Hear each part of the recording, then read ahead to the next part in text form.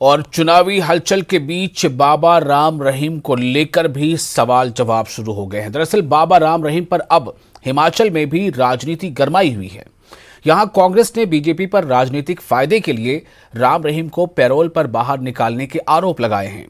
कांग्रेस नेता सुशांत करपेट ने कहा कि केंद्र की बीजेपी सरकार ने पहले पंजाब चुनाव के दौरान बाबा राम रहीम को पैरोल पर निकाला था और अब हिमाचल चुनाव के दौरान भी वो जेल से बाहर हैं, सत्संग कर रहे हैं और उस सत्संग में मंत्री बिक्रम ठाकुर भी शामिल होते हैं।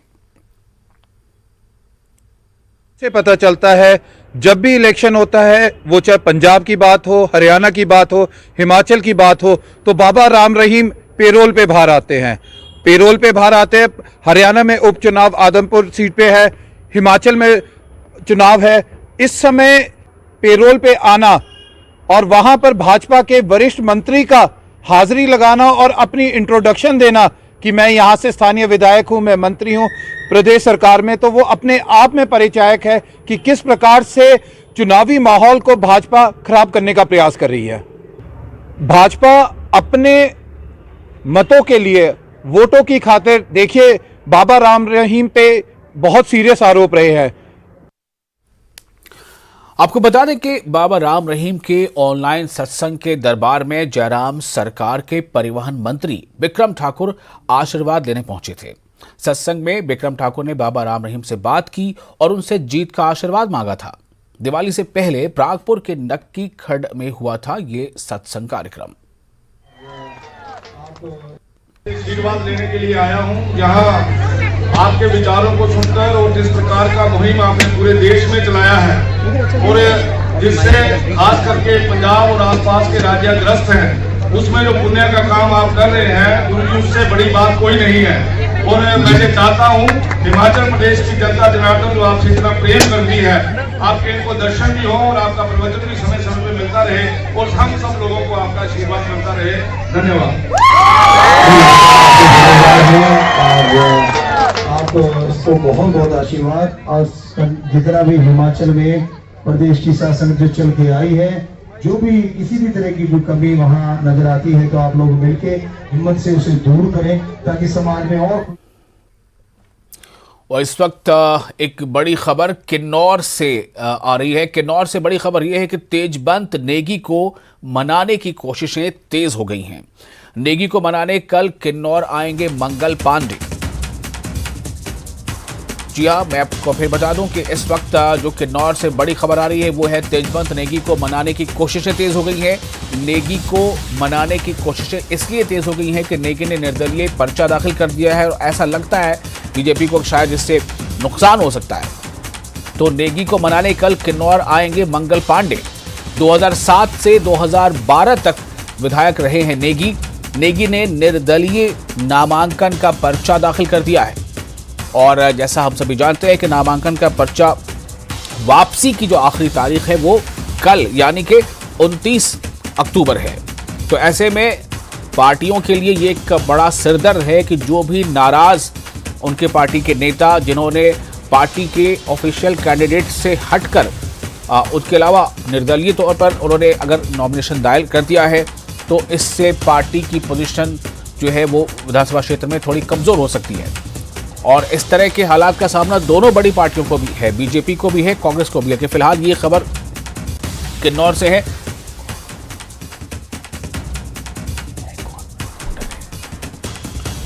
और इस वक्त हमारे साथ हमारे रिपोर्टर अरुण नेगी जुड़ चुके हैं, फोन लाइन पर ज्यादा जानकारी दे रहे हैं। अरुण, ये जानना चाहूंगा कि किन्नौर की ये सीट कितनी अहम है? अच्छा, और इस पे ये मंगल पांडे खुद वहां पहुंचेंगे, ऐसी खबर आ रही है मनाने के लिए। इससे ये पता चलता है कि ये एक बहुत बड़ा मसला है कहीं ना कहीं पार्टी के लिए और इस मसले को हल करना, इस समाधान इसका निकालना बेहद जरूरी है।